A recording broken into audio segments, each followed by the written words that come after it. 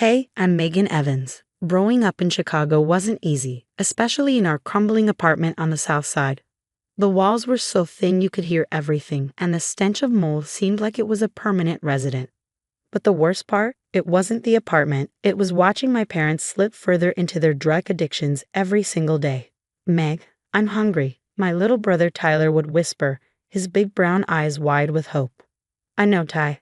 Let's see what we can find, I'd answer, rummaging through nearly bare cupboards. At just 12 years old, I was more of a mom to Tyler than our own mother ever was. Our parents, well, they were like ghosts. They floated in and out of consciousness, leaving us to fend for ourselves. Where's Mom and Dad? Tyler asked one night, clutching his worn-out stuffed bear. They're just resting, Ty. Don't worry, I'm here. The knocks on the door became routine. Child Protective Services would show up, always with their serious expressions and clipboards. Megan, honey, are your parents home? They'd ask. They're at work, I'd lie, shielding Tyler behind me. Our grandparents, Robert and Linda Evans, lived in a fancy house in the suburbs. They'd visit maybe once a year, with disapproving looks and hushed arguments. Robert, we can't just leave them like this, I overheard Grandma say once. It's not our responsibility, Linda. They made their choices, Grandpa replied coldly.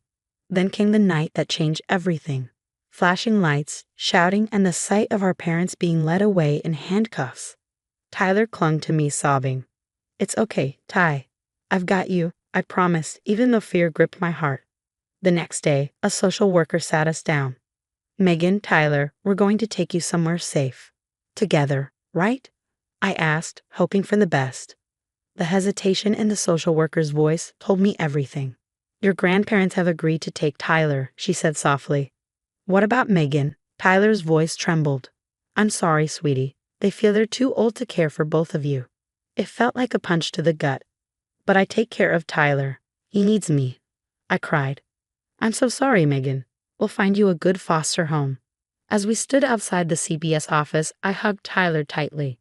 Be good for Grandma and Grandpa. Okay, I'll see you soon, promise. He whimpered, promise. I watched as he climbed into our grandparents' car, while I was led to a separate vehicle. The hardest thing I've ever done was pressing my hand against the window as our cars drove away in opposite directions. I silently vowed to find my way back to my little brother, no matter what it took. Life has a funny way of coming full circle. Now, at 28, I'm working as a social worker in the same system that shuffled me around like a deck of cards. Ironic, right? But at least I can use my broken childhood to help other kids. Megan, got a sec? My colleague Sarah poked her head into my cubicle. Sure, what's up? Remember the case about your brother? I stumbled across something weird in the system. My heart skipped a beat. Weird how? Sarah lowered her voice. According to the records, your grandparents legally adopted Tyler when he was 10. The world tilted on its axis. That's impossible. I would have known. I'm sorry, Meg. I thought you should know. I sat there, stunned, memories crashing over me. All those times I tried to reach out to Tyler, only to be shut down or given vague excuses. Thanks, Sarah. I need to make a call. With shaking hands, I dialed Tyler's number. Hey, little bro, how about a family dinner this weekend to celebrate your big exam results? Sure. I guess that'd be cool. You want me to ask Grandma and Grandpa? Yeah, that'd be great. It's been too long since we all got together, right? The next few days were a blur of anger and preparation. By the time Saturday rolled around, I had a plan. I was going to get answers. The dinner started off pleasant enough. Small talk, compliments on the food, the usual dance of polite conversation. But I could feel the tension building inside me like a volcano about to erupt. So, Tyler, I said, keeping my voice casual, remember when we used to talk about getting adopted? Funny how things work out, huh? Tyler looked confused. What do you mean? I saw Grandpa Robert stiffen, his fork clattering against his plate. Grandma Linda's eyes darted nervously between us. Oh, you know.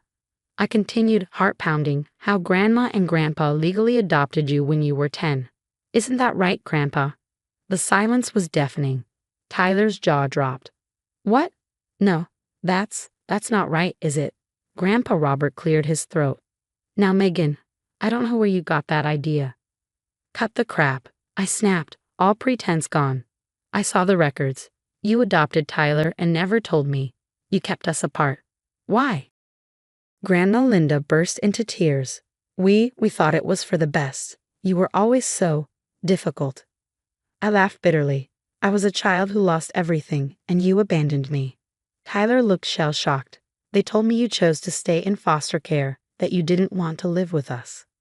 "And you believed them? Did you ever try to contact me yourself?" The guilt on his face was answer enough. Grandpa Robert tried to take control of the situation. "Now listen here, young lady." "No, you listen." I cut him off, my voice sharp. "I want answers. Why did you leave me in the system? Why did you lie to Tyler? Why did you keep us apart all these years?" The floodgates opened. Years of lies and manipulation spilled out. How they thought I was a bad influence on Tyler. How they worried I'd be too much trouble. How they convinced themselves that cutting me out was best for everyone. "We did what we thought was right," Grandpa Robert insisted. "Right for who?" I demanded, my voice rising. "Certainly not for me, and not for Tyler either. You robbed us of our relationship, of our chance to be a family." Tyler, who had been silent until now, finally spoke up. "I can't believe this. All these years I thought Megan didn't want me. I always wanted you, Ty. You were all I had left." The dinner dissolved into chaos. Grandma Linda sobbing, Grandpa Robert red-faced and defensive, and Tyler caught in the middle looking lost. As I drove home that night, emotions raged inside me. Anger, betrayal, grief, but also, strangely, a sense of relief. The truth was finally out. Now it was time to figure out what to do with it. After that disastrous dinner, I couldn't just let things lie. I needed the whole truth, no matter how ugly. So I did what I do best. I dug deep. "Alicia, I need your help," I said to my best friend and fellow social worker one day at lunch. "What's up, Meg? You look like you've seen a ghost." "More like I've uncovered a graveyard of family secrets. Can you help me access some records?" For weeks, we combed through financial documents, old emails, anything we could get our hands on. And what we found made my blood boil. "Holy Meg," Alicia whispered one night as we pored over some bank statements. "Look at this. Your grandparents had over $200,000 in a savings account when they refused to take you in." "What?" "They told CPS they couldn't afford to care for both of us." But that was just the beginning. We discovered they had been receiving foster care benefits for Tyler before they adopted him. Money that was supposed to go toward his care, but instead funded vacations and a new car. "I can't believe this," I muttered, scrolling through old emails. "Look at how they talked about me to Tyler. Your sister's causing trouble again. Be glad you're not living with her. Behavior problems. They were poisoning him against me this whole time." Alicia placed a hand on my shoulder. "Meg, there's something else you need to see." She pulled up company records from my grandfather's old firm. The numbers didn't add up. "He's been embezzling," Alicia said quietly. "For years. Some of it went to Tyler's college fund." I felt sick. Not only had they abandoned me, but they were criminals too. Just then, my phone buzzed. A text from Tyler. "Can we talk? I need to know the truth." We met the next day at a small coffee shop. Tyler looked like he hadn't slept in days. "Meg, I'm so sorry," he began. "I should have questioned things more. I should have reached out. It's not your fault, Ty. They manipulated both of us." "Tell me everything," he said, his voice shaking. "I need to know what really happened." So I told him. I told him about the lies, the money, everything we had uncovered. His face grew paler with each revelation. "I can't believe it," he whispered. "My whole life, it's been built on lies." "Not your whole life, Ty. We're still here. We can still be a family." As we talked, I felt a weight lifting. For the first time in years, I had my brother back. But I also had a decision to make. What was I going to do with all this information? That night, I tossed and turned, weighing my options. Could I really turn in my own grandparents?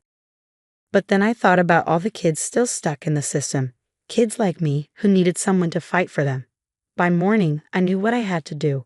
It was time for the truth to come out, no matter the cost. Making that anonymous tip was the hardest thing I've ever done. But watching the fallout, that was a close second. It started with whispers around town, followed by the news reports. Local businessmen arrested for embezzlement. I saw Grandpa Robert's face plastered across the TV screen, looking older and smaller than I remembered. Tyler called me in a panic. "Meg, What's going on? The FBI was at Grandma and Grandpa's house. I know, Ty. I'm the one who tipped them off. There was a long silence, and then good. They deserve it. Through it all, Tyler stood by me. We met up almost every day, piecing together our fractured relationship. I can't believe I never knew about your foster homes, he said one day. All those times I complained about curfews. Hey, you didn't know. What matters is we're here now. As the dust settled, I threw myself into my work. All those years of pain, I used them to fight for change in the system, and people started to notice. Megan, your proposal for improving sibling connections in foster care is brilliant, my boss said one day. We're implementing it statewide. But the real healing, it came in unexpected ways. Like the day Tyler convinced me to join him at a support group for adults with childhood trauma. Hi, I'm Megan, I said, my voice shaking. And I guess I'm here because I'm finally ready to let go of the past. As I shared my story, something shifted inside me. The anger, the hurt. It was still there, but it didn't define me anymore. After the meeting, Tyler and I grabbed coffee. So I've been thinking, he said with a grin. How about a sibling road trip this summer? Just you and me, making up for lost time. I felt tears prick my eyes. I'd love that, Ty. As we walked out into the sunshine, planning our trip, I realized something. Family isn't about blood or legal documents. It's about choice. It's about love. And Tyler and I, we were choosing each other every single day. The road ahead wouldn't be easy. We had years of hurt to work through, trust to rebuild. But for the first time in my life, I felt hopeful. We were writing our own story now. And this time, we'd write it together. Megan and Tyler's journey has come to an end, but now I've got a question for you. If you were in Megan's shoes, would you have turned in your grandparents for their crimes or kept quiet to maintain family peace? What would you have done differently? Drop your thoughts in the comments below.